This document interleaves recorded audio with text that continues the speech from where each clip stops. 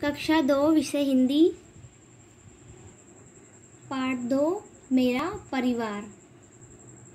शिवम और शिवानी। शिवम छोटा है, शिवानी बड़ी है। मतलब ये शिवम है और ये शिवानी है। जो शिवम छोटा है और शिवानी बड़ी है। वे पढ़ने जाते हैं। वे साथ में जाते हैं और साथ में वापस आते हैं। शिवम और शिवानी साथ में पढ़ने जाते हैं और साथ में वापस आते हैं। शिवम दूसरी कक्षा में है और शिवानी चौथी कक्षा में है। आज रविवार है, मतलब जिस दिन रविवार होती है उस दिन पाठशाला में तो छुट्टी रहती है। पाठशाला में छुट्टी है। वे आज शाम को जल्दी खेलने जाएंगे, यानी ये लोग शाम को जल्दी खेलने जाएंगे। अब यहाँ लिखा है लिखो अपने परिवार में तुम किससे छोटे हो। मतलब तुम अपने परिवार में किससे छोटे हो यहाँ लिखना है। तुम्हारे परिवार में तुमसे छोटा कौन है वो यहाँ पे लिखना है। तुम कौन कौन से खेल खेलते हो वो खेल का नाम लिखना है। तुम किसके किसके साथ पाठशाला जाते हो वो लिखना है। यहाँ लिखा है पढ़ो। लालची कुत्ता।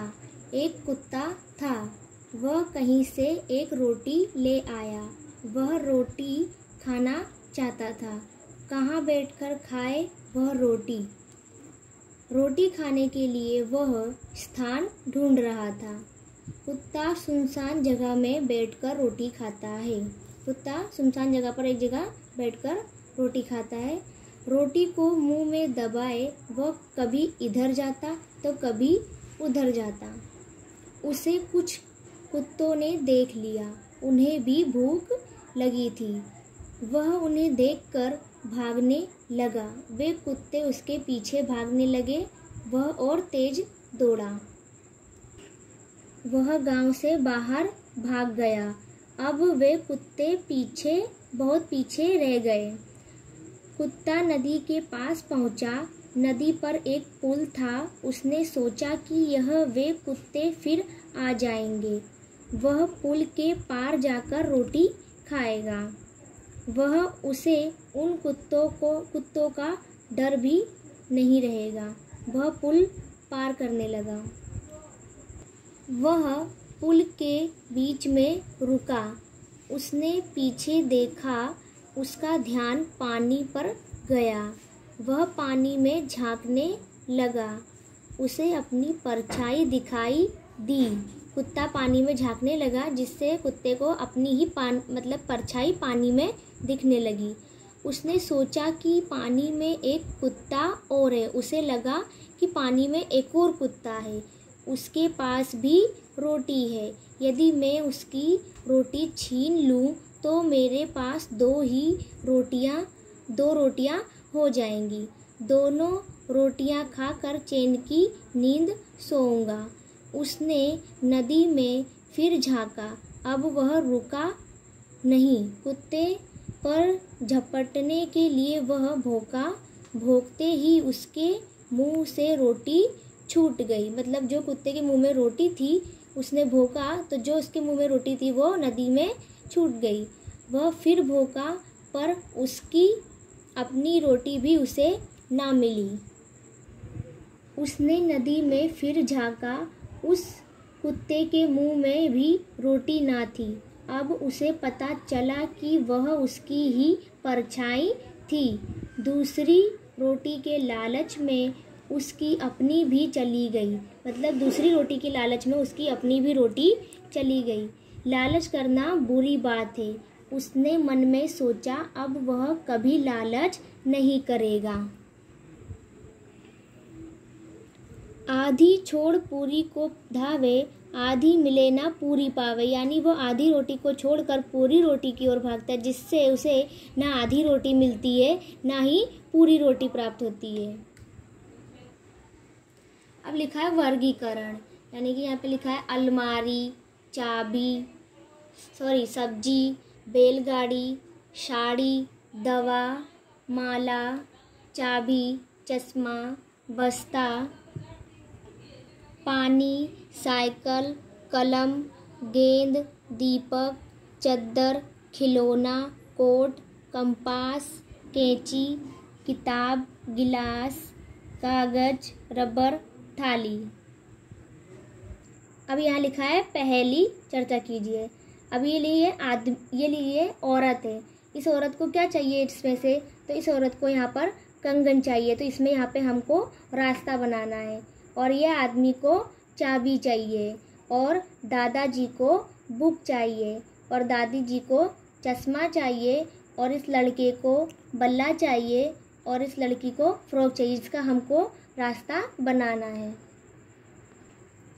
यहाँ लिखा है पढ़ो और लिखो। तो सबसे पहले लिखा है क्रम, प्रणाम, नेत्र, प्राणी, पत्र, चित्र, प्रवास, मित्र, प्रसाद, प्रकाश, प्राण, प्राप्त। यहाँ लिखा है त्र, तो त्र से नेत्र, मित्र, चित्र।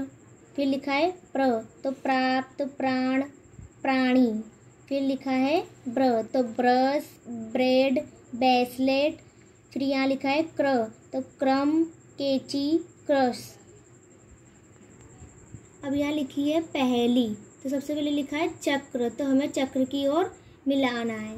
फिर लिखा है, फिर क्या दिया है नेत्र, तो नेत्र पे हमको मिलाना है, एक जैसा सरखा कलर भरना है। फिर है त्रिशूल, तो ये रहा त्रिशूल। फिर है फ्रॉक, तो ये रहा फ्रॉक। फिर दिया है ब्रश, तो यहाँ दिया है ब्रश। अब यहाँ पे दिया है वर्गखंड के खेल, मित्र, पत्र, मंत्र और सत्र। यहाँ दिए पहेली और लिखो, तो सबसे लिखा है गेंद, तो यहाँ लिखना है कान, कैंची। फिर कैरम, सांप, कबूतर, नाक, बतख, पैर। यहाँ लिखा है अवलोकन, ये माता पिता हैं, दादा दादी हैं और ये बच्चे हैं। यहाँ लिखा है पढ़ो, तो सर यहाँ लिखा है यह जनक का परिवार है। जनक के साथ में उसके दादा दादी रहते हैं। जनक की एक छोटी बहन है, उसका नाम आशा है। जनक की छोटी बहन है जिसका नाम आशा है। आशा के पास गुड़िया है। जनक के पास लाल मोटर है। जनक के पिताजी नौकरी करते हैं, उसकी माताजी ऑफिस में जाती हैं। यहाँ लिखा है लिखो, मेरा नाम खाली जगह है, जो आपका नाम है वो लिखना है। मेरे घर में हम खाली जगह लोग रहते हैं, आपके घर में जितने जन रहते हैं उसकी संख्या लिखनी है यहाँ पर। मेरे पास खाली जगह का खिलौना है, आपके पास जो खिलौना है उसका नाम लिखना है।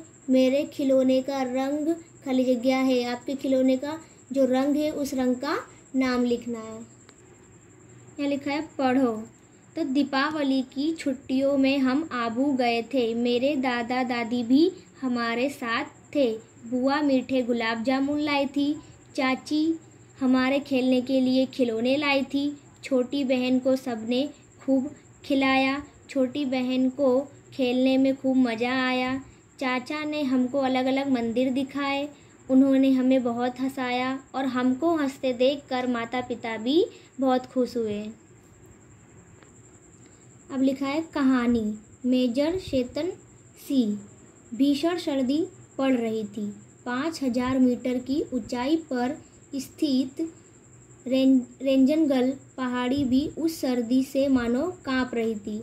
इस भयानक सर्दी में भी मेजर चेतन सी अपनी कंपनी के साथ भारत की सीमा की रक्षा के लिए डटे हुए थे। 18 नवंबर 1962 को चीन की सेना ने भारी संख्या में इस चौकी पर हमला कर दिया। चीनी सैनिकों के पास बड़ी बड़ी तोपें थीं। वे गोले बरसाते हुए आगे बढ़ने लगे। मेजर चेतन सी ने अपनी कंपनी के जवानों के साथ बहादुरी से मुकाबला किया। उन्होंने मोर्चा कमज़ोर नहीं होने दिया। शत्रु सेना को भारी नुकसान हुआ। सैकड़ों चीनी सैनिक हाथाहाथ हुए। मेजर चेतन सी का शरीर छलनी हो गया था। मेजर चेतन सी का जो शरीर था एकदम पूरा छलनी हो चुका था। बाहें बुरी तरह से जख्मी हो चुकी थी, बहुत खून बह रहा था, किंतु वह मोर्चे से हटने को तैयार ना थे।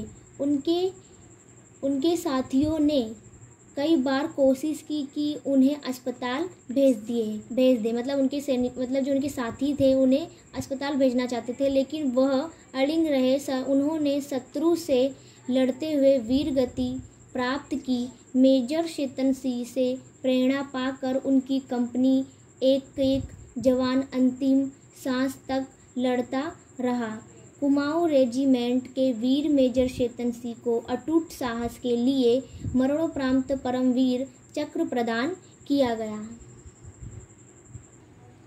ये लिखा है पढ़ो और लिखो। पहले लिखा है मेरे दादा मज़ेदार कहानी कहते हैं। मेरे दादा समाचार पत्र पढ़ते हैं। उसी तरह से यहाँ पे लिखना है मेरी दादी अच्छी है। मेरी दादी मंदिर जाती है।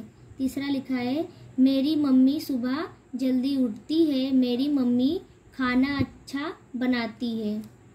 मेरे पिता समाचार पत्र पढ़ते हैं। मेरे पिता खिलौना लाते हैं। पांचवा लिखा है मेरा भाई बहुत अच्छा है। मेरा भाई पढ़ाई करता है। मेरी बहन बहुत अच्छी है। मेरी बहन पढ़ाई करती है। अब लिखा है पहेली। दुनिया भर की करता शेर, धरती पे ना रखता पैर, दिन में सोता रात में जागता, रात अंधेरी मेरे बगैर। यानी इस पहेली का अर्थ है चांद। मिर्ची खाता सब दोहराता, प्यार सभी का पाता हूँ, हरे बदन का लाल चोंच है, सबके मन को हर्षता हूँ। यानी इस पहेली का अर्थ है तोता। जंगल का राजा कहलाता, सब हैं डरते मुझसे, बोलो तुम मैं कौन हूँ, वरना खा जाऊंगा झट से। यानी जंगल का राजा कौन कहलाता है? शेर। कान बड़े हैं काया छोटी, कोमल कोमल बाल, चौकस इतना पकड़ न सकी ना, बड़ी तेज है चाल। यानी इसका अर्थ है खरगोश। सूप सरीखे कान हैं, खंभे सा पग मेरा, धमक धमक चलता हूँ, है काला रंग मेरा। यानी हाथी। यहाँ लिखा है पढ़ो। हमारे आसपास अनेक पशु पक्षी दिखाई पड़ते हैं। सभी के रंग अलग अलग होते हैं। तोता हरे रंग का और कौवा काले रंग का, भैंस काले रंग की होती है, गाय सफ़ेद भूरे और काले रंग की भी होती है। कुछ पशु सींग वाले भी होते हैं, कुछ पशु बिना सींग वाले भी होते हैं। बकरी और कुत्ते के सींग नहीं होती, बैल की सींगें होती हैं। पशु पक्षी मुझे अच्छे लगते हैं।